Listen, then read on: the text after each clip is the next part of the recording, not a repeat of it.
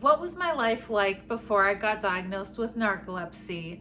In a lot of ways, it wasn't all that different because I've had narcolepsy my whole life. I didn't know it until I was diagnosed at the age of like 16, 17, but I've always been tired. That's something that I just can always remember having.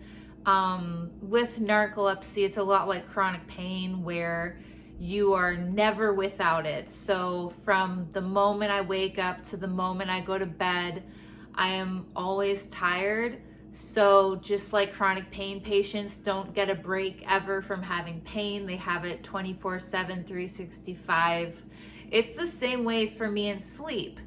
And I think when you're so accustomed to living like that, and it's no different for you than any other day, you don't realize that there are people around you who feel any different.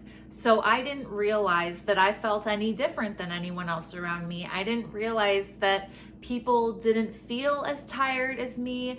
I couldn't even, and I still can't even wrap my head around the fact that some people sometimes don't feel tired at all. So if anything, I think it was a relatively normal childhood, given that I was completely clueless as to my sleep disorder. But I do remember always feeling like I just couldn't keep up. I remember that a lot of times people would point out that I was just slower at doing things. I was more lethargic.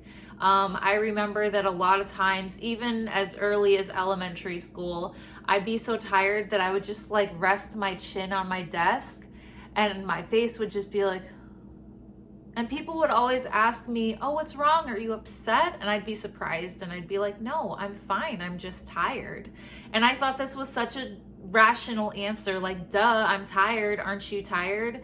I didn't even realize how frequently that happened until my diagnosis, when I sort of peeled back all these layers of denial and I was like, holy shit, it's been there all along.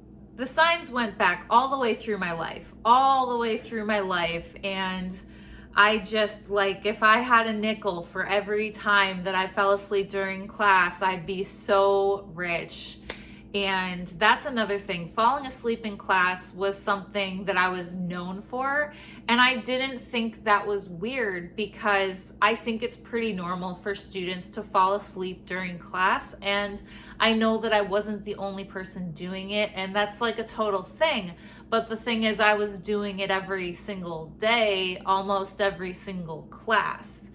I didn't catch like the volume of that, because I think when you're, comparing yourselves to other people and thinking that you're just like them and that they fall asleep too, you're kind of downplaying just how severe it is when you do it 10 times more than they do. So by high school, it started to become really, really bad and a lot more obvious that this was actually an issue. I never would have thought sleep would be an issue, and I was the last to know. See, the thing is, I found out through taking driver's ed class, and if you want to know whether a narcoleptic can drive, you should get an unmedicated narcoleptic behind the wheel for the first time and see how that goes, or rather how far that goes, because I think I drove for maybe 15 minutes before my instructor pulled me over and drove me home and told my parents that I was unfit to drive because I couldn't stay awake behind the wheel. In my defense, the lesson was at 6 fucking a.m. There were other signs at home that it was really getting bad. For instance, when I would come home after school and I would set in to do my homework, I'd be in like 20 minutes worth of homework thinking, holy shit, I just can't keep my eyes open. I just have to lie down. I'll just take a quick little nap. And then I'd close my eyes and next thing you know, it's the next day and I've slept for, I don't know, like 16 hours or some ridiculous amount like that. And my family, they told me that whenever they try to make me up, like for dinner or anything, I would just swing at them. I don't remember doing that, but there is a symptom called automatic behaviors in which you do just automatic things that you would do while you were awake. So for me, I guess that's throwing punches. it got pretty serious, and my family set up a sleep study for me, and I was pretty shocked. I was the last one to know that there was anything wrong with my sleep because, again, it was normal to me to feel that way every day. And also, I had minimized and downplayed it for so long that I really didn't think it was an issue. I just thought I was a little bit tired. Come to find out that the tiredness I feel on a daily basis is comparable to a person going 3 days without sleep. So while other people may tell me they feel tired after a long day at work, I feel sleep deprived, even when I get 20 hours of sleep. And I didn't know that until the sleep study. I actually kind of failed the sleep study because they want you to do a nighttime study and then a daytime study with 5 20-minute naps interspersed by an hour. I couldn't stay awake between any of the naps, and they kept having to wake me up again and say, no, it's not time to nap yet. You've got to hold on. I couldn't even stay awake an hour to get to the next nap. And I passed as narcoleptic with flying colors. When my mom and I showed up to the doctor's office to get the results from my sleep study, I jokingly said to her in the parking lot, wouldn't it be funny if I had narcolepsy? And we had a genuine laugh about that because we didn't know. Narcolepsy is not what most people think it is. It's a chronic illness. It's not like a slapstick comedy act. So the depictions of it in Hollywood are all wrong. And yeah, I was blown away, but it did answer a lot of questions for me. And it did explain a lot of things like why I had to drop out of the speech team because we had to go to our tournaments at 6 a.m. and why I wasn't allowed to have sleepovers anymore because it would take me 2 days of sleeping to recover.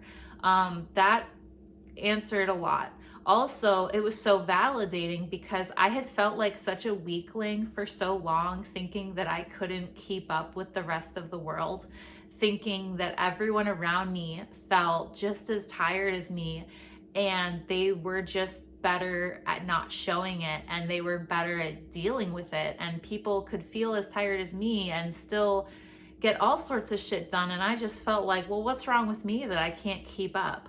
It turns out there's nothing wrong with keeping up. It's just that, I have a bit of a disadvantage, and that's a disordered sleep cycle. So that diagnosis changed my life for the better. And I didn't even know that getting good sleep was an option. Unfortunately, I still don't get good sleep. I don't. But I'm hoping that maybe someday there can be enough improvement in the narcolepsy research world that the treatments can get better and I can stop feeling tired maybe. Like, I can't even imagine what it would feel like to not feel tired because I've never felt that. And I still say that with a little bit of trepidation because I don't fully believe that there are people who don't always feel tired.